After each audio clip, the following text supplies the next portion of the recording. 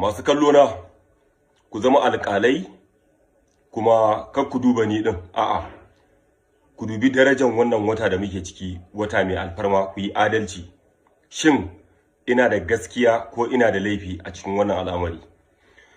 Kafin na fara, ina mai neman yafiya ga dimbin al'umma duk wanda ya ci karo da bidiyo na jiya sakamakon bacin rai da zalunci da aka min da nayi wannan ashariya, nayi wannan zage-zage. Dan Allah jama'a ayi hakuri, ina neman afuwa.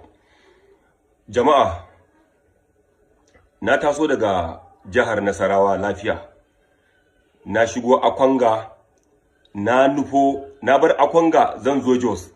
Aka kira ni a waya akan cewa jibi za a fara rabon kayan abincin nan na mutane na da na tiktokers dina kenan.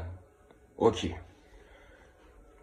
sai na tsaya a Jos, na kwana a Jos da safe sai na shigo Kano. Dama Maiduguri na nufo, sai hanyar ta canza min sakamakon kirana da aka yi, sai na zo Kano.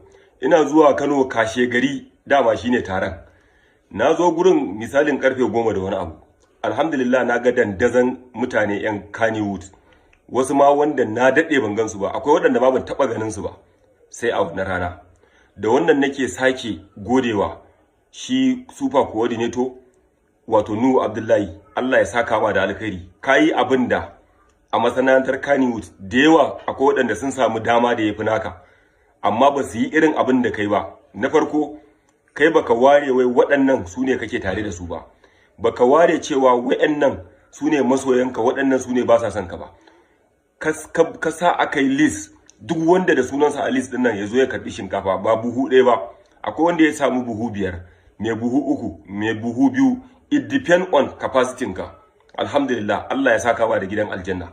Wallahi da a ce waɗanda suka yi da makami da waɗanda suka samu dama a masana'antar da za su yi irin abin da kake yi, wallahi tallahi da an fi ƙarfin a fito ana ga ɗan Kannywood nan da Allah ga account number a taimaka mar. Allah ya saka ma da gidan aljanna. Okay, na zo gurin ina tsaye a bakin gate ina waya. A nesa dama na hango Tijjani Asase yayi parking yana zuwa, so ni sai na ɗan yi gefe. Ina tsaye ina waya, kawai sai na ji naushi, duka naushi sosai fa, da ya kutufe ni a nan. Kuma kun san akwai azumi, duk wanda yake da azumi yana lakin ɗin abubuwa da dama a jikinsa. Sai na yi ta maza dai na jure, don so nake na juyawa na ga waye. Ina waigawa, ya already ya sake kawo min hannu,